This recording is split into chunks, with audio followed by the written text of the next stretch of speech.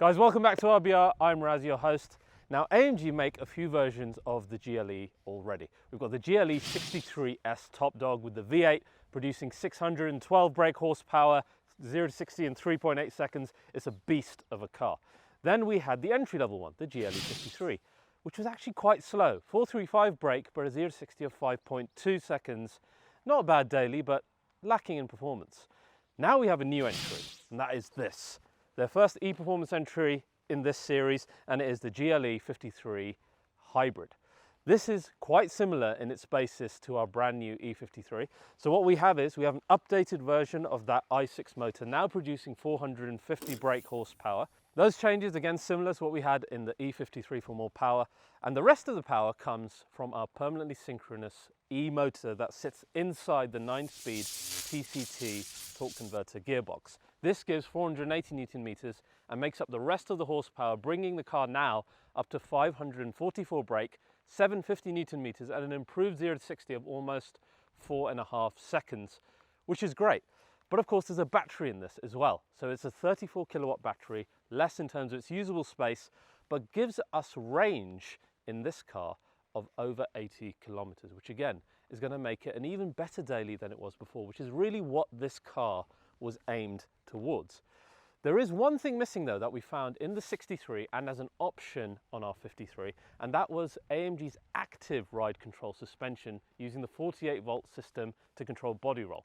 Instead, they've got this standard ride control suspension in here with change dampers on the rear and a change adjustment, because according to AMG, you don't need it. We will see that when we take this car on a drive. If you're looking for design changes in this facelift, there's not much to look for. There's been hardly any change, with just the lower bumper changed and the lights on the front and indeed the lights on the rear. It's still a good looking car, but you feel like they could have gone a little bit further considering what the other cars look like now in the range, particularly how different the E53 is. This feels like a very small nip and tuck. Still a lot more significant than the nip and tuck the 63 got, so if you're buying any type of 53 right now, at least it looks that much more different. Bear in mind, at the moment, this car is not available in the UK. It is available in the rest of Europe and the USA as well. Similarly on the interior, essentially it's just got an updated MBUX and that new AMG steering wheel like you see in all the new cars with the Drive Select units, but that is pretty much it in terms of the changes. And of course, the only thing that gives away the fact that it is a hybrid is having the red writing around the model badge on the back like we have on all of them. One good thing is you don't lose any boot space. It's not like because the battery's in the back that you lose the luggage space in here. You don't have the extra storage at the bottom, but the actual space that you have in terms of the level is the same as the standard GLE 53. All right guys, let's get going in the GLE 53. Inside here, like I said, you've got your updated AMG steering wheel, which if we turn the ignition on, will give you the update lights. Now, when you start this car, it actually starts up in electric mode, as you can see here. That's what we're going to do with this. We'll pop the sound on so we've got the nicer sound, and now press the start button. So all of that you're used to. The rest of the interior really has not changed in terms of its structure. Still got the nice carbon fiber here. Your touchpad area, thankfully touchpad still exists and all of this is still the same. MBUX has been updated, so you go into AMG Performance, which is the main screen that we're going to be using. And this is actually really useful for hybrids because you end up seeing things like the energy flow, which shows you which part of the drivetrain is being used, whether it's the e-motor or the combustion engine. Drive, again, gives you like the RPM and the Newton meters of that system. Vehicle gives you like the suspension element, which is quite nice. You can see the terrain, how that's all moving. And then engine is really quite a cool one, where you can see just how much power is being used. So lots of good screens in here with good information, particularly for hybrids. And that's also true of our main screen here, which also again gives you engine torque, e-motor torque, and lots of information so you know what's being used, because I think that's really important for a hybrid car in particular. You also got AMG track pace, so again you can measure your drag races, track race. You're not going to do that, but drag race maybe you want to measure because this car is now quicker, apparently 0 to 60, which we will try. The other cool thing is off-road mode is back inside the interior like we found in the newer cars. You get that in your driver zone as well, and that comes alongside the invisible bonnet feature, which will show you what's underneath the car while you're off-roading, just like we saw in G-Wagon and the new GLC. Now guys, this car starts in electric mode, as you can see here. So when you turn it on, you get the AMG electric sound to start the car up. That's what we're going to begin with in this, because can you hear the AMG electric sound coming from the speakers as well, which is good because this is a bugbear I had when I drove the competitor in the X5, that it did not have the electric sound, the iconic sounds that the BMW EVs have. It just makes more sense and it's safer, you know what's happening with the car. Now, the cool thing is, in the electric mode, you can drive up to 140 kilometers per hour just on the electric mode, which is good, and it doesn't feel underpowered. You know, it's good enough for overtaking, it's good enough for motorway driving as well. You've got your different recuperation modes that you can go in as well in order to recoup more energy and fill up the battery. But what's nice is this element makes the GLE 53 a better daily car than it ever was before. Because now you've got 50 miles of genuine electric range that when you don't want to be using the combustion engine or all the performance that this system has to offer, you can just settle into the EV mode, do your daily duties, do your grocery, your office run, your school run, the errands, etc., all done on electric, which should be cheap and pretty quick to charge at your house. And then when you're done being good, just switch the car into Sport Plus. You got pops and bangs and your full 544 brake horsepower out of this system. This car feels so much faster than the GLE 53 did.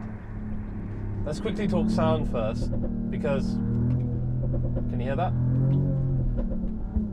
It's got significantly louder pops and bangs than the E53 had that we drove. Of course, the same engine, but the exhaust system is different here in our SUV, and it sounds really good. It's a nice change to when you're driving in comfort mode or with the electric power, because you want it to be different, right? You've done your good stuff, now you want to enjoy the AMG side of things. The revs perhaps not as enjoyable as the E53, but the rumbles and the grumbles and the pops and bangs,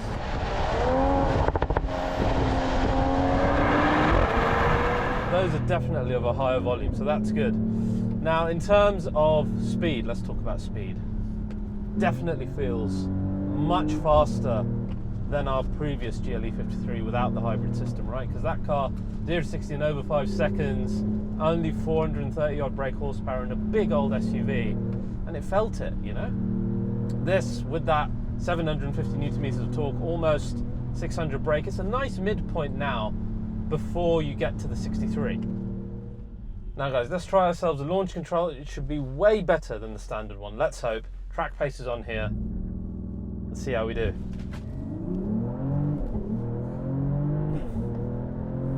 So track pace is sadly failing to save the recording, I don't know why, but it was getting a time of 4.6 seconds, which is around about what's quoted, so they said 4.7. So that was a lot better than what we were managing in the original car. The original was like 5 seconds, and that felt slow. Dynamically though, it does feel a big old bus. It hasn't got that smarter suspension, and unlike the E53 that again had that 2-valve suspension that was so good and was so different between comfort and sport, this is, in Sport Plus, still bulky. It feels still roly-poly because it hasn't got the ability to negate the roll that this car has. So you still get that roly-poliness. You haven't got the control over the front end as you're coming into a corner that, you know, is much more akin to an AMG. It feels more like a standard GLE rather than a full-on AMG. I mean, the steering is still nice and the dampers definitely doing their job between Sport and Sport Plus, but you can't help but think this needs a bit more assistance in keeping it more dynamic. Maybe I'm being overtly negative, but having driven things like the new Cayenne SE Hybrid and knowing what AMG can do with better suspension systems, this just feels like a cumbersome car. That being said, as a daily car, you get, you know, the necessary amount of emotion out of this. You're not looking to drive intense. It'll handle itself well enough that you can enjoy it when you're driving faster. And like things like the gearbox are quite decent, considering it's a torque converter. The steering is really good, as it always is in AMGs. And I love the sound, and the speed is much improved.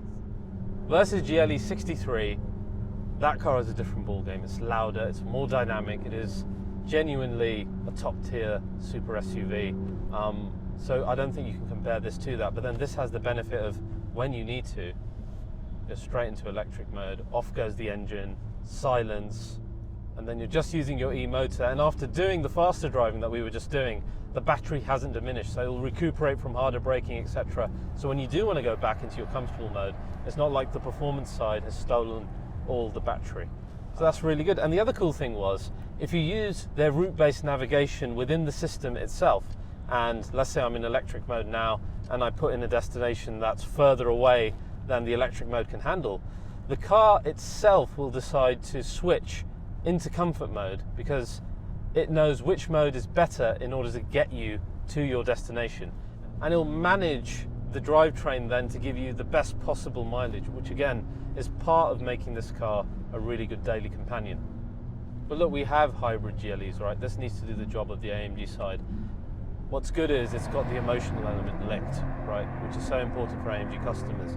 The ability to have some fun, particularly with speed and sound. Dynamically, I think it could be better. But for the other benefits you're getting in tow, I think I can forgive it that, because the hybrid side and the increase in power and performance, I think just about makes up for it. And I also love how you can see the engine, torque, and all of the information to do with the hybrid and the power on the screen in front. Not enough manufacturers do that, and it's really important when these cars are getting more and more complicated. So guys, that was our first quick drive of the GLE 53 Hybrid.